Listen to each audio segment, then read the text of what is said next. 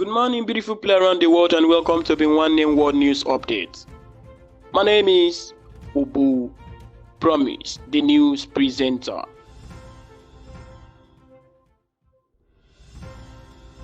On our World News Update this morning, the 3rd day of July 2024, Labour Court to make recommendations in Aer Lingus dispute. The Irish Labour Court is expected to issue a formal recommendation in a bid to end the Aer Lingus pilot pay dispute later on Wednesday.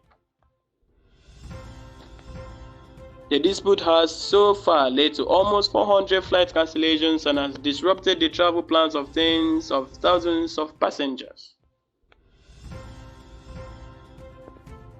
Pilots initially demanded a 24% pay rise, arguing their pay has not kept up with high inflation levels since their last pay increase in 2019. However, Aer Lingus is reportedly seeking changes to the pilot's working conditions before it will agree to any pay rise above 12.25%. The Labour Court is an independent organization which provides mediation in workplace disputes, assisting employers, unions, and workers to reach resolutions. It is a court of last resort, meaning its services can only be sought if parties to disputes have exhausted all other options first. Brothers set off on 800-mile charity bike ride. Two brothers from Surrey are tackling a charity bike ride from their homes to the Alps. Sam and George Harvard White are cycling 800 miles, that is 1,287 kilometers from Kingston upon Thames to Valpillas in northern Italy. The duo, aged 21 and 16, are aiming to raise €8,000 for cancer research, as both of their parents have been treated for cancer. They usually prefer to play hockey or run rather than cycle, so see this as a huge challenge. Speaking to BBC Radio Surrey, Sam said, "I've been very excited for a long time, but I'm very nervous now.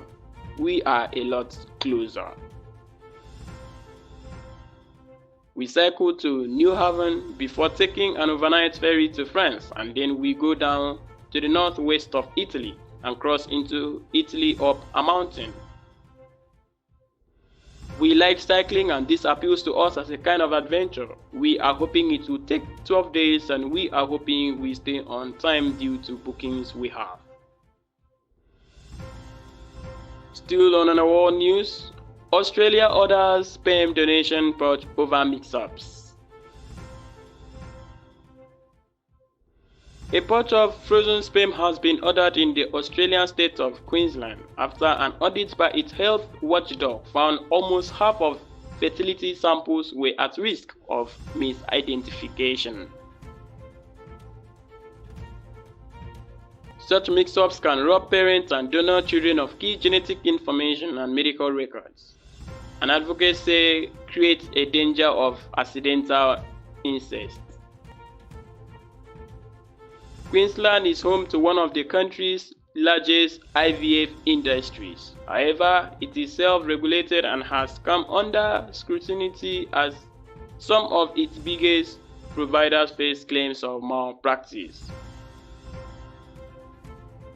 The cleanouts compound a national shortage of donated sperm, which has been driven by high demand, tightening regulations, and pandemic-related disruptions.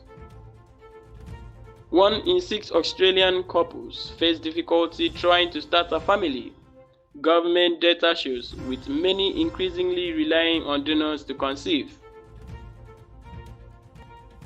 An inquiry into the multi-million-dollar sector in Queensland by the State Health Ombudsman this week found systemic issues concerning quality and safety and safeguards for consumers, donors, and donor-conceived children. The report detailed how 42% of sperm donations, egg samples, and embryos in Queensland had identification and traceability issues, meaning clinics had lost track of or incorrectly labeled samples and allowed them to deteriorate below laboratory standards. And lastly, on our world news, fears for Australian child missing after croc attack. A desperate search is underway in northern Australia for a child feared to have been taken by a crocodile. The 12-year-old was last seen around dusk on Tuesday swimming near the remote town of Palumpa, about a 7-hour drive southwest of Darwin in the Northern Territory. Police say a specialist search and rescue team has been deployed after initial reports stated the child had been attacked by a crocodile.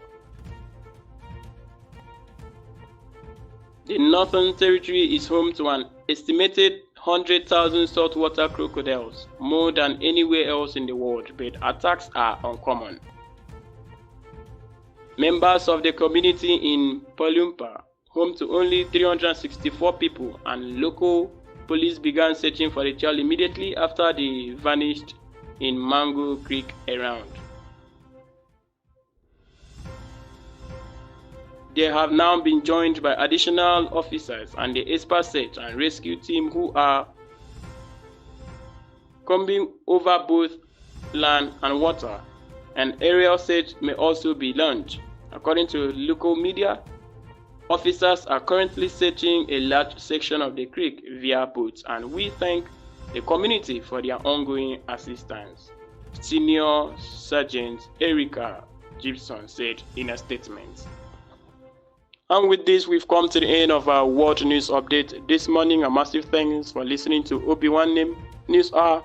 Please do ensure to follow Obinwannem media platforms to be updated anytime we come live.